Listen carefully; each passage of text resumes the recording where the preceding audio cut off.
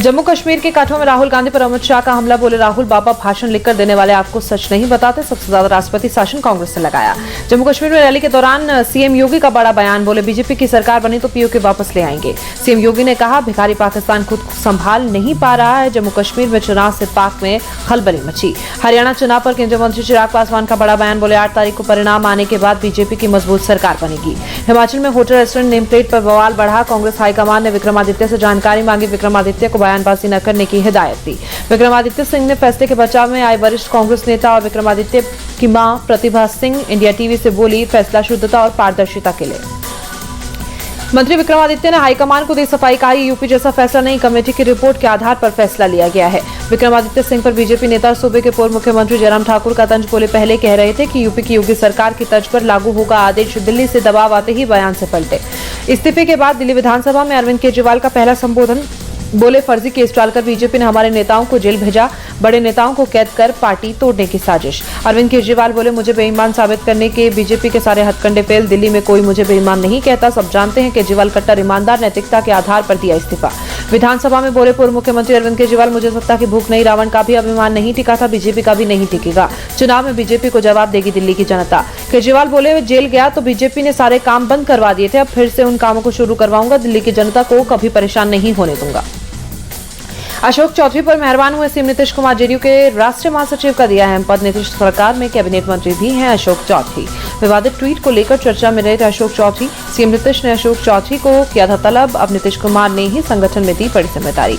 जाति को लेकर भिड़े लालू यादव और जीतन राम मांझी ने लालू को गडेरिया बताया तो लालू ने दिया जवाब मुसहर है क्या जीतन राम मांझी। जाति विवाद की शुरुआत तेजस्वी यादव के उस बयान से हुई थी जिसमें उन्होंने कहा था कि जीतन राम मांझी नहीं बल्कि शर्मा है। झारखंड चुनाव से पहले आरोप प्रत्यारोप सीएम हेमंत सोरेन ने चूहे से किया आरएसएस की तुलना। बीजेपी पर लगाए नेताओं को खरीदने का आरोप। बीजेपी प्रवक्ता शहजाद पूनावाला का सीएम सोरेन पर पलटवार। कहा सीएम सोरेन राष्ट्रवादियों और जनता द्वारा चुने गए लोगों को चूहा कहते हैं। झारखंड के धनबाद में राजनाथ सिंह का कांग्रेस पर बड़ा अटैक। बोले राजीव गांधी के समय दिल्ली से 100 रुपए चलते थे लेकिन अब आप तक 15 रुपए पहुंचते थे। 85 रुपए भ्रष्टाचार की भेंट चढ़ जाते थे। बेंगलुरु में विधान सौधा परिसर में बीजेडी जेडीएस का विरोध प्रदर्शन। मुद्दा मामले में मुख्यमंत्री सिद्धारमैया के इस्तीफे की मांग। कर्नाटक विधानसभा में नेता प्रतिपक्ष आर अशोक बोले सिद्धारमैया को मुख्यमंत्री के पद पर बैठने का कोई अधिकार नहीं। अदालत कह रही है कि ये घोटाला है। शिवसेना उद्धव गुट के सांसद संजय राउत को मानहानि केस में 15 दिन की जेल। कोर्ट ने संजय राउत को दोषी करार दिया।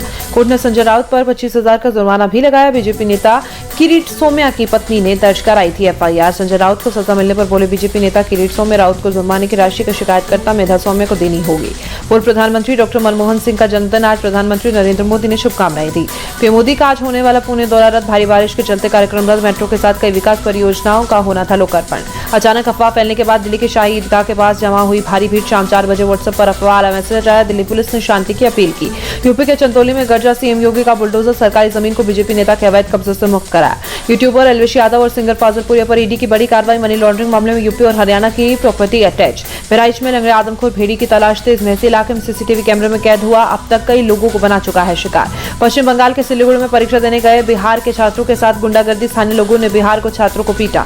छात्रों से मारपीट की घटना पर बोले केंद्रीय मंत्री गिरिराज सिंह ममता बनर्जी रोहिंग्या और बांग्लादेशी घुसपैठियों के लिए रेड कारपेट बिछाती है।